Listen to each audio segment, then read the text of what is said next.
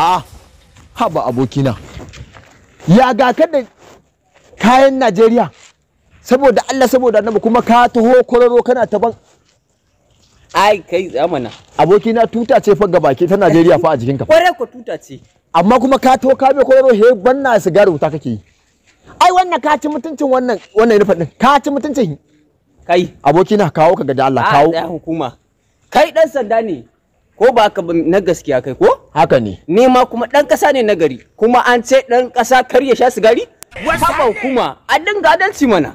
Abokina, ban katse ka ba. Hakan bai tantance ka zo ka dinga yin sigari akan hanya ba. Kaga wannan dinkin Najeriya ne fa a jikinka fa. Inifan ne fa na Najeriya fa. Ka duba dan Allah. Amma ka taho kororo bai kai yanzu baka tsoro yaro koya da Allah. To haka ne. Haka ne hukuma. Ni fa ina tausayin ka ne fa saboda na ga inifan din Najeriya a jikinka. Amma da ba da haka ba billahi lillahi na ci ubanka. Magana ta gaskiya za ka iya kama ni.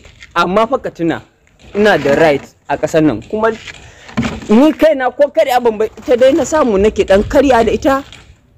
Ina tafiya ina dan yanzu ma da kake gani zan dan tafi fafutuka ne. Wayan tambaye ka, wai wannan kayan Najeriya wai ka sa ne domin Najeriya ne ko kuma ka sa domin ado? Na dinka ne mana. Domin me? Na dinka kawai. Domin me? Ai sai nake so na ji ai. Ai na dinka ne kawai. Dan Najeriya ka dinka ko kuma dai kawai ka dinka domin ra'ayin kanka? Na ɗaya kenan ina kishin Najeriya. To. Kuma ina son Najeriya. To. Kuma ko ina zan iya cewa ni dan Najeriya ne. Gaskiya ne tunda ka dinka kayan Najeriya ka sa. Ai tuta ce a jikinka ta Najeriya gabaki daya.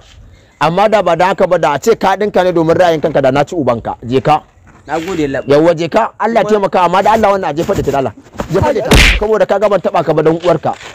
Ka zo sallan kawai yara su koyi hayi.